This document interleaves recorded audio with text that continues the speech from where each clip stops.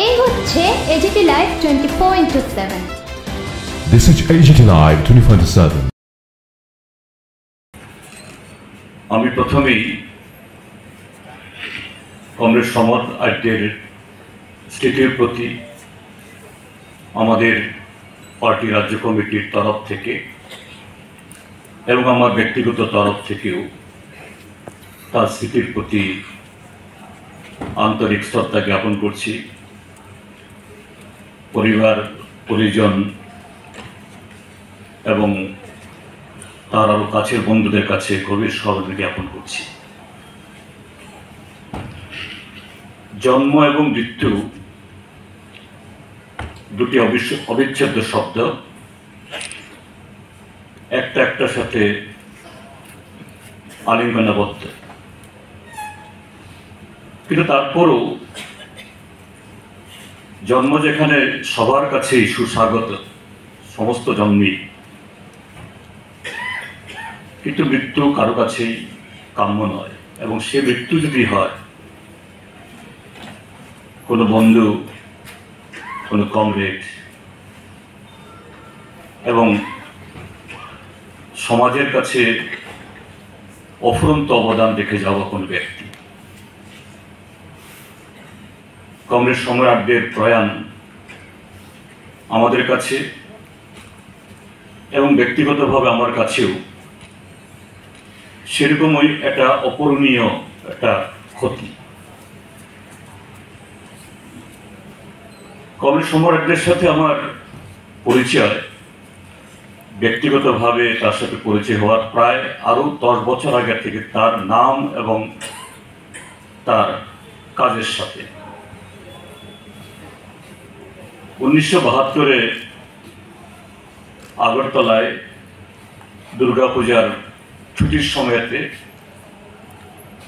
দুর্গাপূজা দেখতে এসেছিলাম এবং সে সময়তে এমবিবি কলেজ দেখার জন্য ঘুরতে গিয়েছিলাম। সেখানে রবীন্দ্র হলের দেওয়ালে বিরাট করে লেখা ছিল, যে অনেক দিন ধরে এই দেওয়াল লিখনটা ছিল, যে কমরেড সমর আড্ডকে ছাত্র সংসদ নির্বাচনে সাধারণ সম্পাদকের পদে, জিএসের পদে বিপুল করে জয়যুক্ত করুন। এইভাবেই তার সাথে পরিচয় লাভের প্রায় 10 বছর আগে থেকে তার নাম এবং কাজের সাথে আমার পরিচিতি লাভ।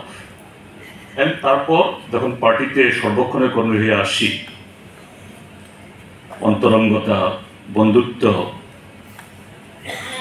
এবং কাজে নানাভাবে প্রায় বিগত 4 দশক আমরা একসাথে কাজ করছি। তো সেই জায়গায় একটু আগে সুভাষিস বলেছে, একজন ছাত্র কর্মী হিসাবে, একজন সুসংগঠক, সুবক্তা, সুলেখক, সেই হিসেবে যেমন কমরেড সমর আড্ডের পরিচিতি আছে, এবং সেভাবে এই পশ্চিম ত্রিপুরা জেলায়, অবিভক্ত পশ্চিম ত্রিপুরা জেলায় বিশেষত এখানে পার্টি গড়ে তোলার ক্ষেত্রেতে বিরাট অবদান রেখে গেছেন। কিন্তু তার আরো একটা অন্য দিকও আছে, সেটা হলো বিজ্ঞান আন্দোলনে, বিজ্ঞান চর্চায়, বিজ্ঞানকে একেবারে সাধারণ মানুষের কাছে নিয়ে যাওয়ার ক্ষেত্রেতে তার একজন সংগঠক হিসাবে। আমি চতুর্থ বামফ্রন্ট সরকার মন্ত্রিসভার সময়তে, চতুর্থ এবং পঞ্চম সম্ভবত, বিজ্ঞান প্রযুক্তি দপ্তরের দায়িত্বপ্রাপ্ত মন্ত্রী ছিলাম। তো সেই সময়তে আমাদের রাজ্যে এই বিজ্ঞান আন্দোলনকে গড়ে তোলার জন্য পার্টির তরফ থেকে একটা কমিটি করে দেওয়া হয়েছিল। এই কমিটির অন্যতম সদস্য ছিলেন কমরেড সমর আড্ড। ছোট্ট হলেও তার কাজকর্মকে ছড়িয়ে দেওয়া, বিশেষ করে একটা যুক্তিবাদী মানসিকতা, বিশেষ নতুন প্রজন্ম ছাত্রছাত্রীদের মধ্যে নিয়ে যাওয়া তার উদ্যোগ নেওয়া হয়েছিল এবং প্রতি বছরই বিজ্ঞান মেলা হতো। কিন্তু তারপর যখন আমরা তৃতীয়বার ক্ষমতায় আসলাম, আমাদের সেই সাব কমিটিতে আলোচনা হলো এবং জোরালোভাবে কংগ্রেস সম্রাজ্ঞী বলতেন যে না, বিজ্ঞান মেলা বা বিজ্ঞান নিয়ে আলোচনা এটা শুধু আগরতলার মধ্যে সীমাবদ্ধ রাখলে চলবে না,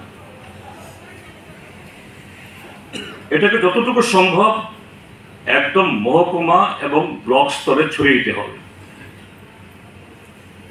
কিন্তু এই দপ্তরের তো এত বরাদ্দ নেই। তখন আইডিয়া হলো যে না, যে ত্রিস্তর পঞ্চায়েতের নির্বাচন এখন হচ্ছে, যেটা হয়ে গেছে এখন একটা কায়েমি স্বার্থের আখড়া, সেই ত্রিস্তর পঞ্চায়েত আমাদের শুধু পঞ্চায়েতের কিছু কাজকর্ম করা না, প্রগতিশীল এবং সৃজনশীল নানা ভাবনা চিন্তা একেবারে সমাজের একদম নিচু স্তর অবধি নিয়ে না যায়। আমাদের যে লড়াই সমাজ পরিবর্তনের, এটা শুধু গতানুগতিক যে রাজনৈতিক কর্মসূচি, অর্থনৈতিক কর্মসূচি তার মধ্যে দিয়ে সীমাবদ্ধ থাকলে হবে না। এটাকে বিজ্ঞান, সাহিত্য, সংস্কৃতি, ক্রীড়া সমস্ত দিক থেকেই সেভাবেই নতুন প্রজন্মকে গড়ে তুলতে হবে এবং ঠিকই তার সেই পরামর্শ মতো আমরা এগিয়েছি।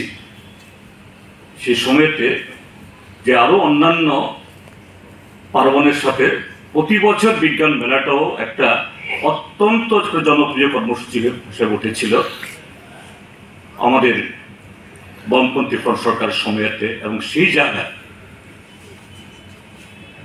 কমরেড সমরাজ্ঞের ভূমিকা অত্যন্ত গুরুত্বপূর্ণ ছিল। তার পরামর্শ সেই সময়তে সরকারের কর্মসূচিতে যুক্ত করে আমরা সেরকমই যে যুক্তিবাদ এবং নানা ধরনের যে কুসংস্কারের বিরুদ্ধে একটা আন্দোলন তৈরি করার একটা বাতাবরণ তৈরি করেছিলাম।